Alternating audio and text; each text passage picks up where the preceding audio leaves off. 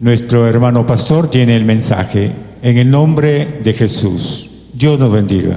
Buenas noches. Que Dios los bendiga. Bien, vamos a continuar la novena serie titulada Conociendo a Dios, su carácter y sus atributos. Hoy nos toca ver la séptima enseñanza, o la enseñanza número 7. Dios es omnisciente. Dios es omnisciente. Ya descubriremos qué significa esa palabra. Vamos a abrir la Biblia en el libro de los Salmos, capítulo 139, versículo 1 al 6. Salmos, capítulo 139, versículo del 1 al 6. Vamos a leer la bendita palabra con la bendición del Padre, del Hijo y del amado Espíritu Santo. Oh Jehová, tú me has examinado y conocido. Tú has conocido mi sentarme y mi levantarme. Has entendido desde lejos mis pensamientos. Has escudriñado mi andar y mi reposo. Y todos mis caminos te son conocidos. Pues aún no está la palabra en mi lengua, y he aquí, oh Jehová, tú la sabes toda. Detrás y delante me rodeaste, y sobre mí pusiste tu mano. Tal conocimiento es demasiado maravilloso para mí. Alto es, no lo puedo comprender. Siéntese. No lo puedo comprender.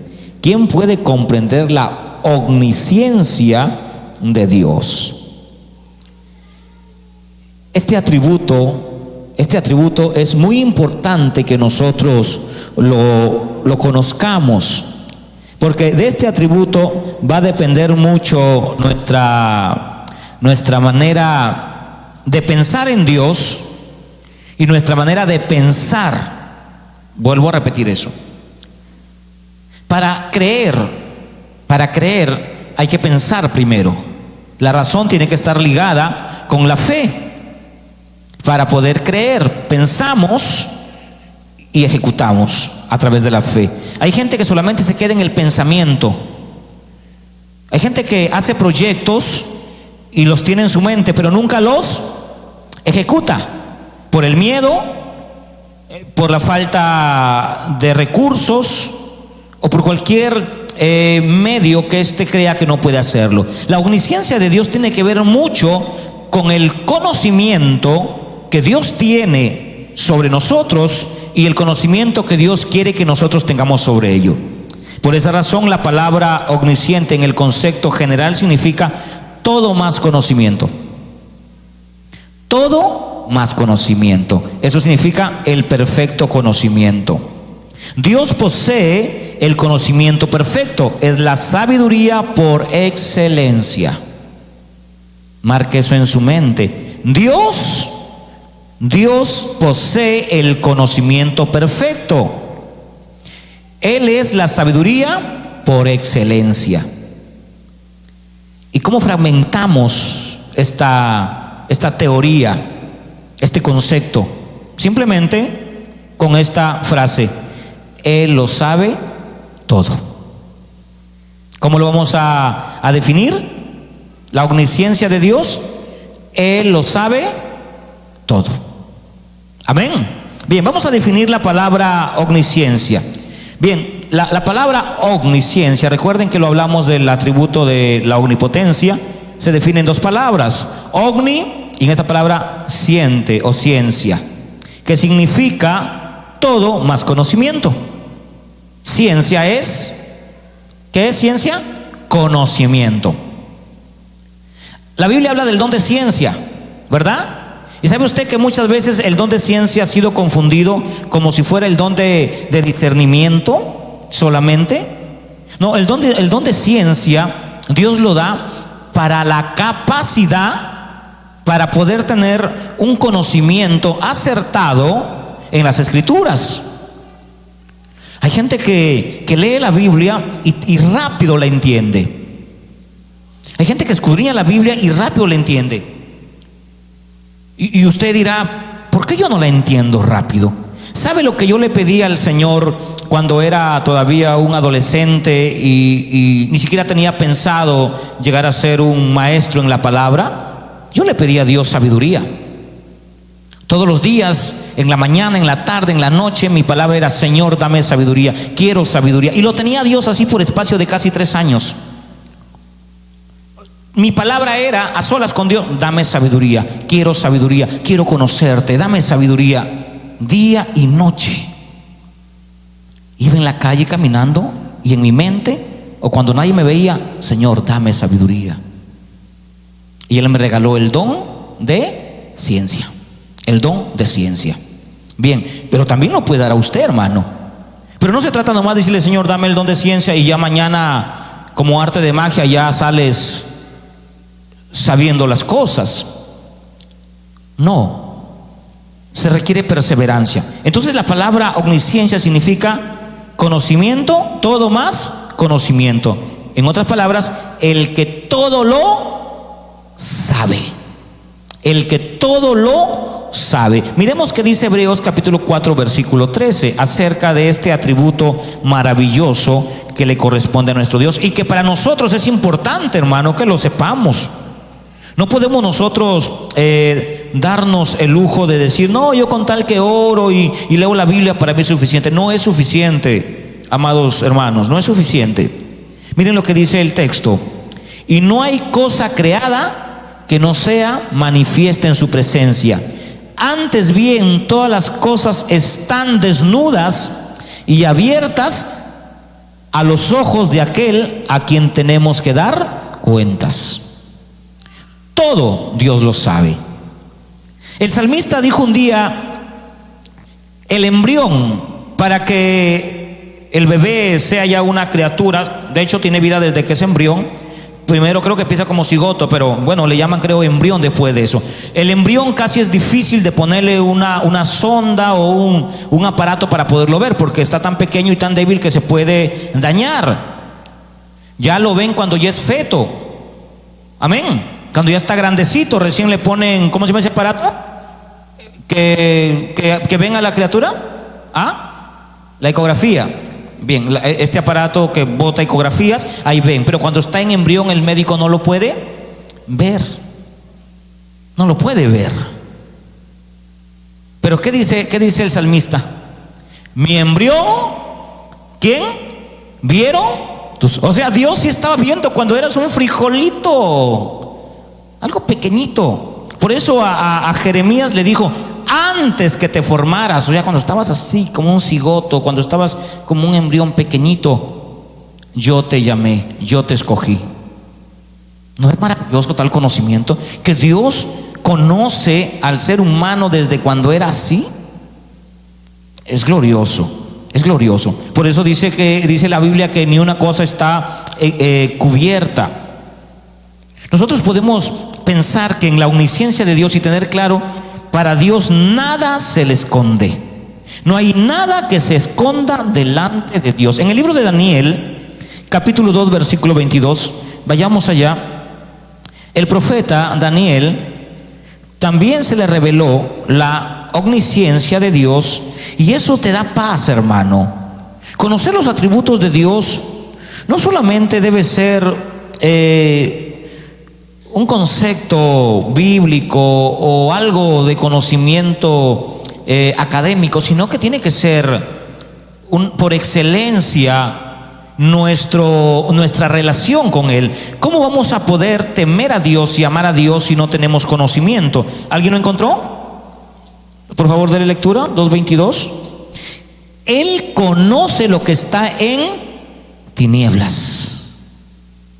Dios conoce lo que haces en lo más secreto, en lo más íntimo, en lo más secreto. Dios sabe lo que hacemos. Aunque te vayas arriba, de allá te tomará su mano, y si hicieres tu casa debajo de la tierra, de allá te jalará de las orejas.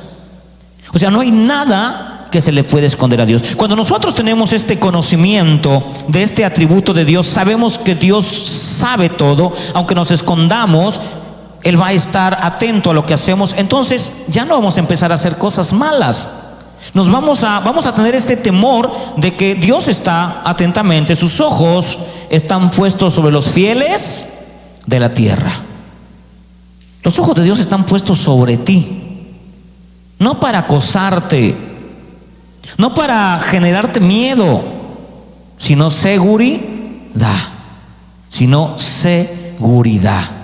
¿Para qué ponen cámaras en las calles o en las casas? ¿Para qué? ¿Para generar miedo? ¿Para generar qué? Seguridad.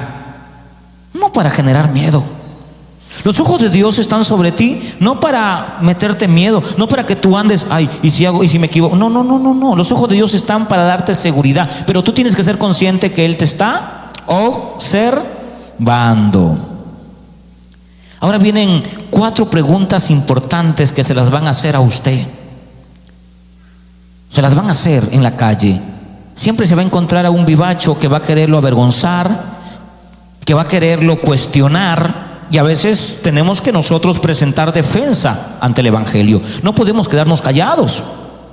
Hay que presentar defensa. Hay que demostrarles que nosotros estamos en la luz. ¿Y la luz qué significa? Conocimiento. Y entonces no seremos avergonzados.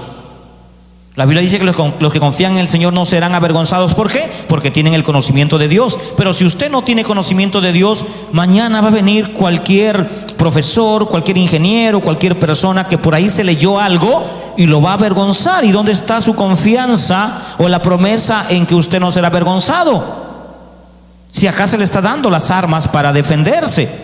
Y no para defenderse en ataque contra las personas, sino para presentar defensa sobre el Evangelio.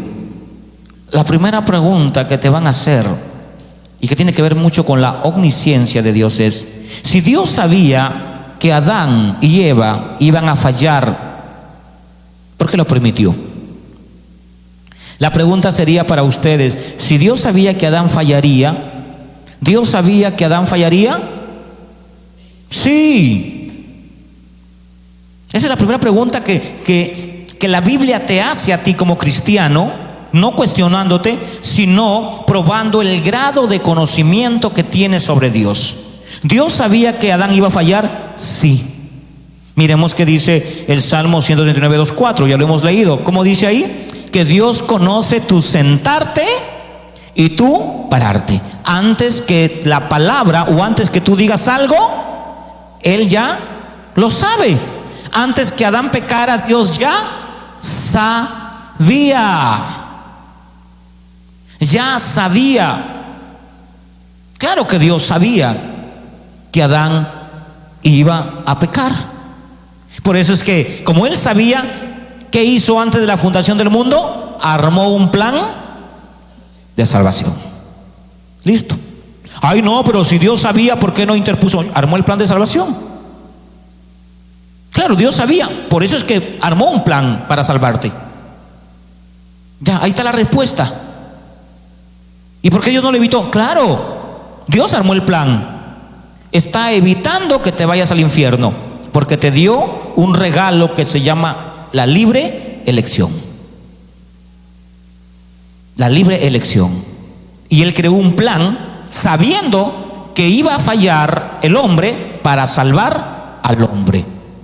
Él ya sabía. Segunda pregunta: ¿Dios sabía que el pecado aumentaría en estos tiempos? Claro que sabía. Claro que sabe que el pecado va a aumentar. Miren lo que dice Mateo 24:12: por haberse multiplicado la maldad, el amor se enfriará. ¿Qué ha pasado el día domingo con estos barristas de la Alianza y de la U? ¿Qué pasó? ¿Usted cree que un cristiano puede ser parte de una barra de un equipo? Hermano, eso es una negligencia y pecado delante del Señor, hacerse fanático de una barra de equipo. Mire lo que este señor recibió: la muerte. La muerte. ¿Y qué recibieron los dos jóvenes de 32 años y de 21 años? La muerte. ¿Qué gana una persona haciéndole barra a un equipo? ¿Qué gana? Eso se llama fanatismo. Yo no creo que los cristianos estén en las barras. Entonces, si estamos, hay que salir de ellas y de inmediato. Entonces, ¿Dios sabe que el pecado se aumentaría? Claro que Dios sabe. ¿Dios sabía que Israel, su pueblo, crucificaría al Mesías? Sí, claro que Dios sabía. Isaías 53, ahí está, despreciado entre los hombres, varón de dolores, etcétera, etcétera. Ahí está todo lo que le iban a hacer al Mesías. En su omnisciencia, Dios sabe lo que va a pasar mañana. Y ahí viene una pregunta que a veces no queremos responder. Dios sabe que muchos de ustedes, o muchos de los cristianos, se irán al infierno por no estar arrepentidos de corazón. ¿Dios lo sabe? Sí, Dios sabe que muchos cristianos, o que se hacen llamar cristianos, están dentro de las iglesias, pero no están arrepentidos, pero están dentro de la iglesia. Y Él sabe que muchos que están dentro de la iglesia se van a ir al infierno. ¿O usted cree que porque ya está en la iglesia usted ya está salvo? Si no está arrepentido, usted está rumbo al infierno. No porque se abstenga de hacer algunas cosas, porque hay gente que dice, pero pastor, yo ya no hago, yo hacía antes esto, pues ya no lo hago. Pero no estás arrepentido. Yo antes hacía aquello, pero no lo hago. Pero no estás arrepentido. Simplemente estás en una denominación. Si no estás arrepentido, estás yendo directo al infierno. Y si te mueres en cualquier situación, te vas al infierno. Mateo 22, 14, ¿qué dice ahí? Muchos son los llamados y son pocos los escogidos. Entonces viene la pregunta de rigor para nosotros. Miren la pregunta que hace la Biblia. Si Dios sabe que todas estas cosas van a pasar y van a ocasionar daño a la creación, tanto a los reinos que usted conoce, animal, vegetal, mineral, etcétera, etcétera, y sobre todo al ser humano, ¿por qué Dios no evita el mal si Él lo sabe todo? ¿Por qué no lo evita?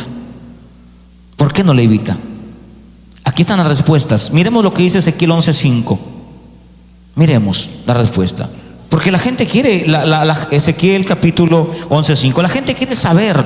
La gente está confundida y dice, pero yo no entiendo a Dios, si es un Dios bueno, lleno de amor, si es un Dios maravilloso, y Él sabe que van a pasar estas cosas, y Él sabe que van a haber violaciones de niños, matanzas de niños, que va a haber aquello, esto, aquello. ¿Por qué Dios no le evita si Él tiene todo el poder y si Él lo sabe? Aquí están las respuestas. Que alguien vaya buscando Deuteronomio 11, 26, 28.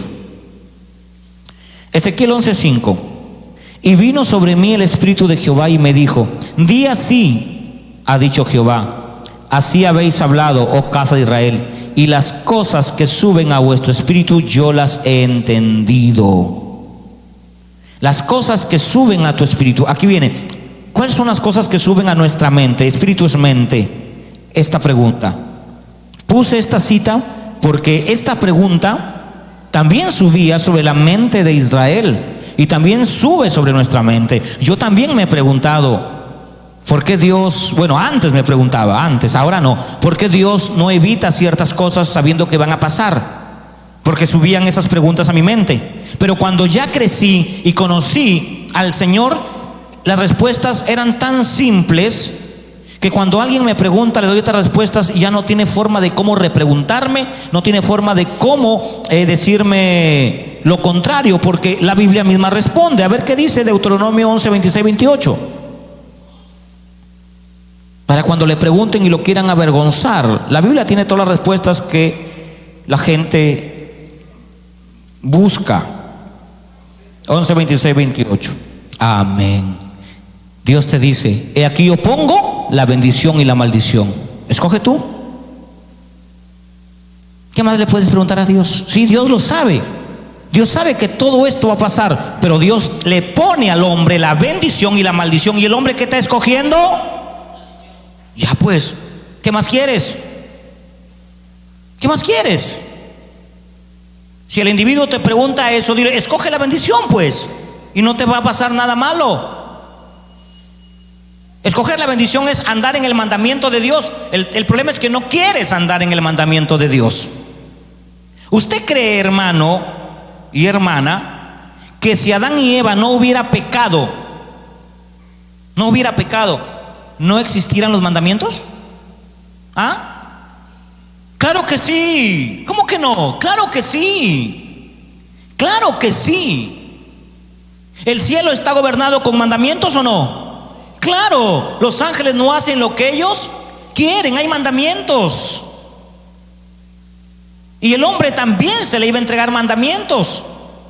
Entonces aquí no tiene que ver nada el pecado, porque sin pecado iba a haber mandamientos, iba a haber obediencia. El problema es que a la gente no le gusta obedecer. No le gusta obedecer, y al no gustarle obedecer quieren una vida libertina. El libertinaje hoy lo confunden con libertad.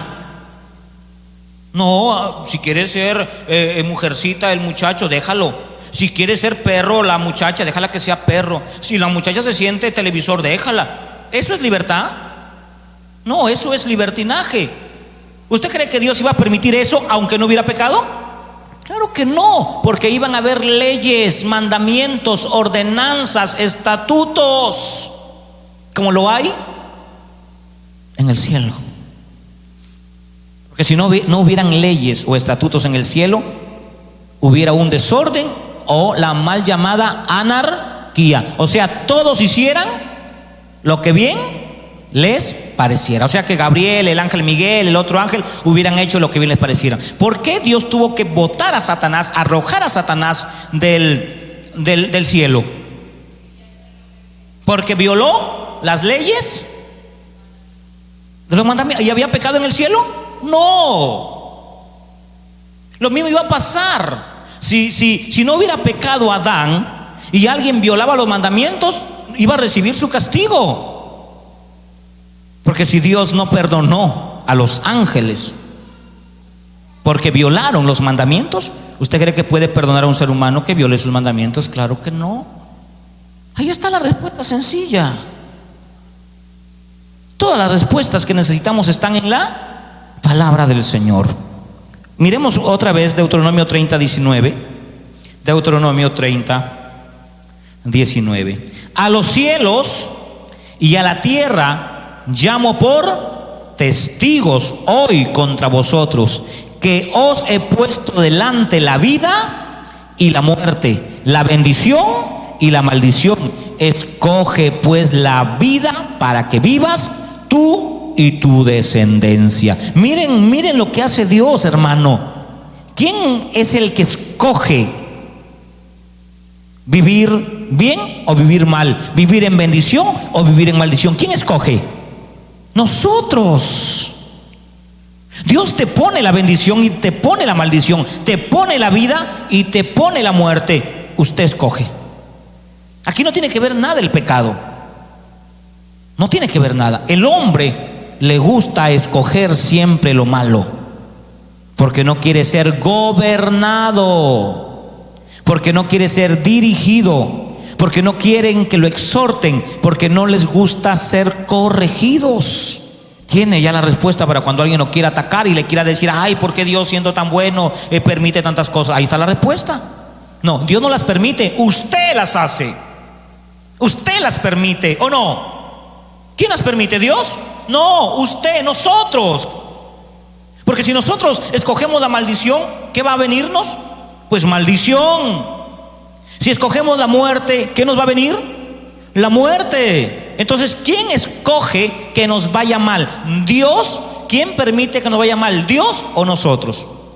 Entonces no meta a Dios en sus líos, y verá cómo esa persona se va a quedar sin palabras, avergonzado, porque ya no tiene argumento más cómo ofender a Dios o cómo culpar a Dios, porque la gente culpa a Dios de todo lo que pasa. No, Dios no es el culpable, somos nosotros. Bien, ahora tenemos que entender una cosa que es muy importante. Quiero que sepan esto: para Dios, el Dios omnisciente, el futuro es historia. Muy bien, que lo tengan en mente. Para Dios el futuro es historia. O sea, todo lo que va a pasar, ya Dios lo sabe. Y es más, para la iglesia El futuro también debe ser historia. Pero resulta que la iglesia anda con miedo. Ay, ¿qué va a haber mañana? Las leyes. Y vamos a hacer marcha para detener. Hermano, ¿qué está pasando? Vamos a protestar contra el gobierno, en contra de la ideología de género. ¿Por qué va a ir a protestar? No proteste. Usted predique el evangelio a la gente, háblele de Cristo, porque las cosas que tienen que suceder, sucederán, hermano. A nosotros el Señor no nos ha mandado ir en contra de los gobiernos, nos ha mandado a predicar el evangelio, a hablarle a la gente de Jesucristo. Jesús dijo un día, llegó un saduceo y un fariseo, y para tentarlo le dijeron esto: ¿de quién es esta insignia o esta cara de esta moneda? Todos dijeron: del César. El César oprimía a la gente. El César, que era el emperador romano en ese entonces, era un gobierno despiadado, robaba, pedía tributos en exceso. Los pueblos que estaban bajo su jurisdicción o bajo su poderío estaban cansados del poder del César. Entonces la gente odiaba el gobierno de César o del César. Y le dicen a Jesús, a ver, vamos a ver si Jesús está de acuerdo con el gobierno. Y a veces te van a preguntar a usted: ¿usted está de acuerdo con el gobierno? ¿A usted qué le parece el gobierno? Hermano, hay cristianos que se meten a opinar de temas que no deberían opinar, que no deberían estar, si es bueno o es malo. Con eso no estoy diciendo que seamos escépticos a la realidad. Tenemos que reconocer que vivimos una realidad paupérrima y mal, porque la Biblia así lo describe. Pero comenzarse a pelear, comenzar a estar hablando mal en las redes, escribiendo en contra del gobierno, en contra o a favor, eso no es para el cristiano. Nosotros tenemos cosas más importantes que hacer. Y a Jesús querían pedirle una opinión en contra ¿de quién? Del gobierno. Y Jesús, nuestro Señor, nuestro Dios sabio, dijo: traigan la moneda. Esta cara es del César. Muy bien. Denle al César lo que es del César, y a Dios lo que es de Dios. Y listo. ¿Habló mal del gobierno? No, hermano. Pero hoy las iglesias evangélicas son jueces de los gobernantes, y Dios nos ha mandado a orar por los gobernantes, no nos ha mandado a juzgarlos. Amén. Bien, entonces Dios conoce el futuro. Miremos Romanos 11, versículo 33, que nos enseña la Escritura. El salmista dijo: tal conocimiento es demasiado maravilloso, no lo puedo comprender. Y quizás usted no está comprendiendo, o los que me están oyendo a través de este canal de YouTube no me logran comprender, o no logran comprender lo que la Biblia dice. Y si no logran comprender, entonces pídanle al Señor que ilumine su entendimiento. No que les dé revelaciones, porque eso de revelaciones, ya la revelación está completa. No, que les ilumine el entendimiento. ¿Qué dice Romanos capítulo 11, versículo 33? Porque ¿quién entendió la mente del Señor? ¿O quién fue su consejero? ¿O quién le dio el primero para que él fuese recompensado? Porque de Él y por Él y para Él son todas las cosas. A Él sea la gloria por los siglos de los siglos. Amén. Oh profundidad de las riquezas de la sabiduría. Para Dios la riqueza más importante, ¿cuáles son? Las piedras preciosas de jaspe, las piedras preciosas de crisólito, el oro, el hierro. Para Dios lo más valioso de sus riquezas es su sabiduría, su ciencia. Y para nosotros debería ser nuestra riqueza el conocimiento de Dios, más que el dinero, más que la casa, más que el trabajo, más que las cosas materiales. El problema es que hemos cambiado lo que la polilla y el orín corrompen por lo que es eterno. Y estamos siempre abocados en lo que la polilla corrompe y no en lo que es eterno. En la omnisciencia de Dios, en el atributo de Dios, el Señor nos exhorta a conocerlo a Él y saber que Él ya nos conoce desde los pies hasta la cabeza.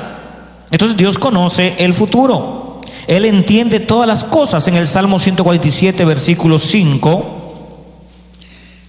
A ver, un lector, Salmo 147, versículo 5, ¿qué nos enseña el salmista? Salmo 147, a ver, versículo 5. Su entendimiento no tiene límites. Él sabe todas las cosas, pero también tengo que saber que Él sabe todo de mí. Dios sabe todo de mí. ¿Usted lo cree?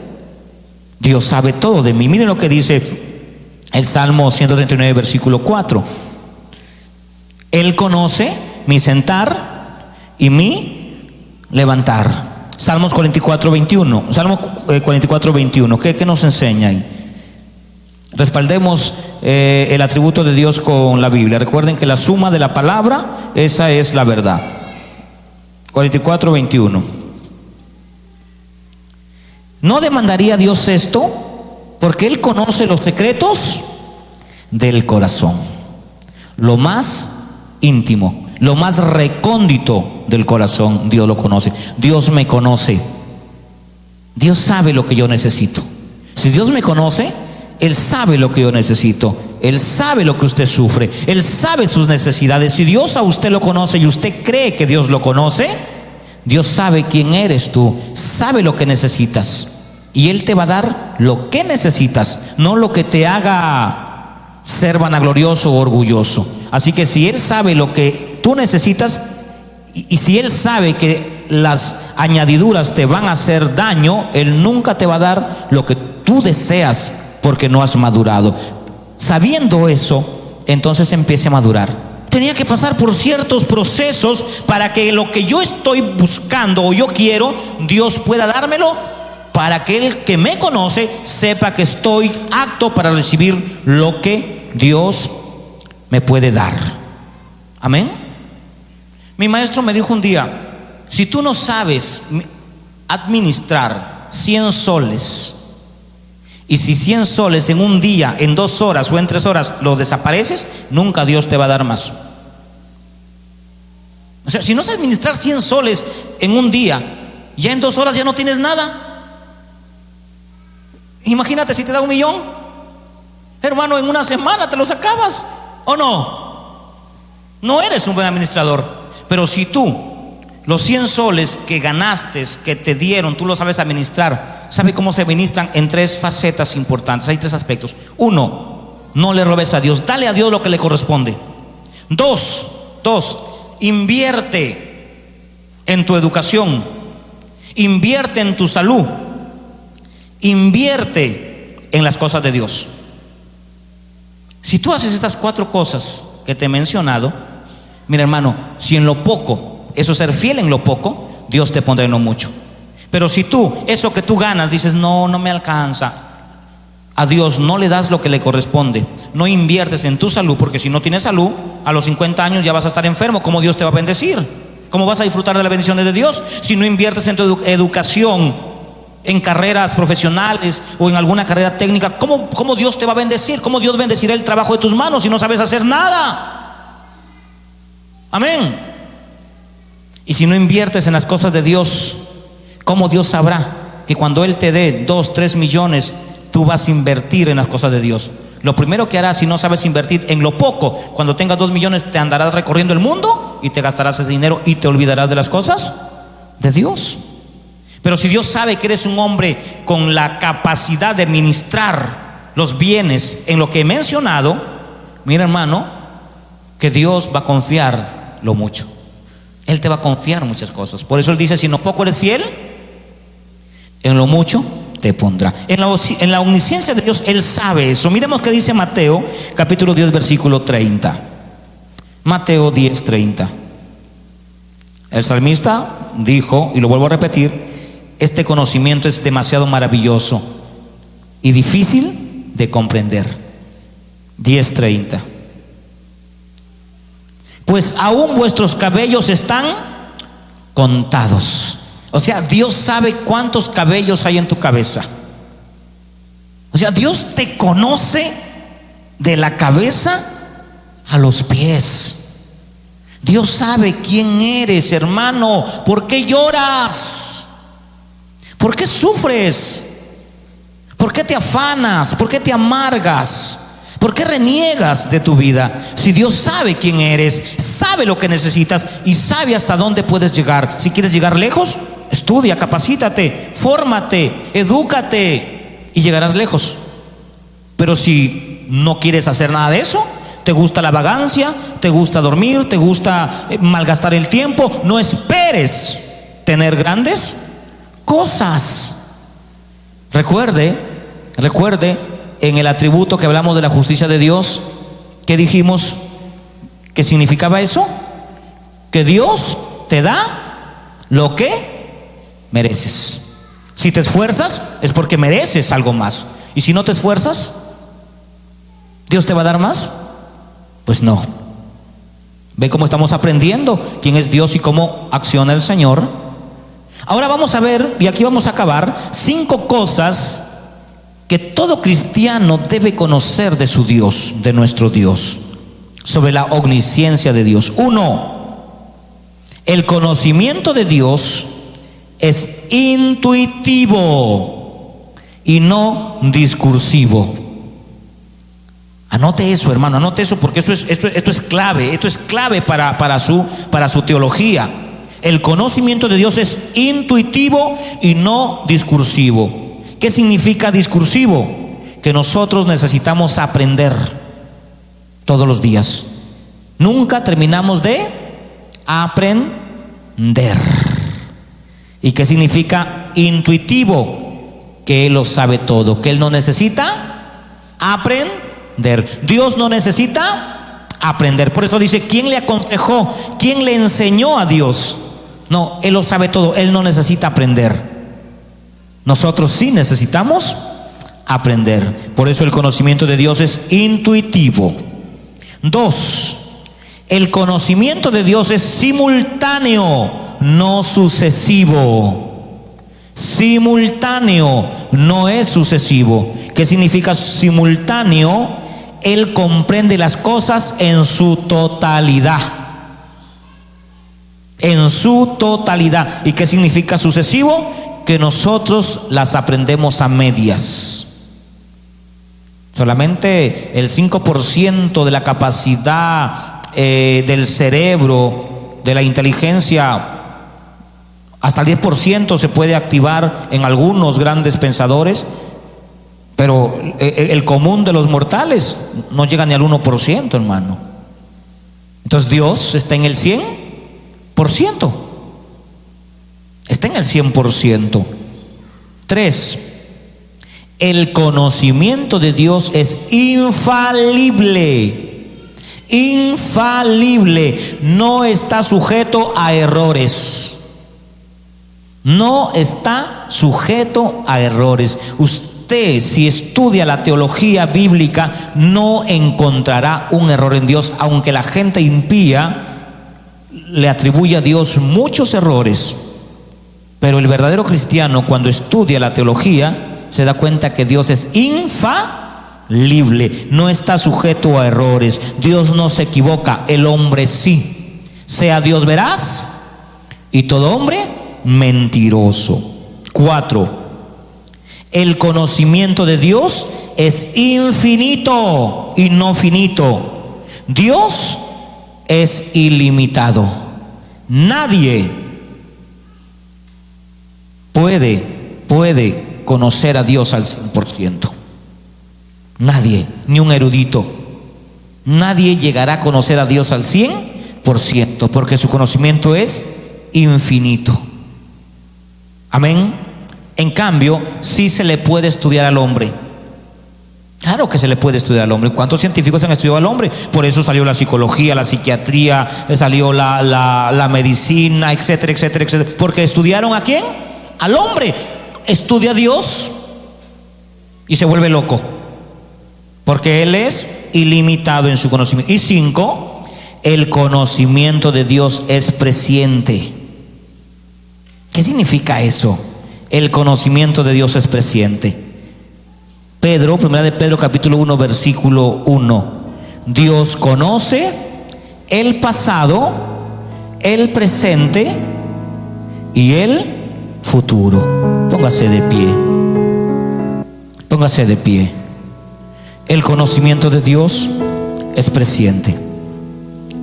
Él conoce tu pasado, Él conoce tu presente y Él conoce tu futuro.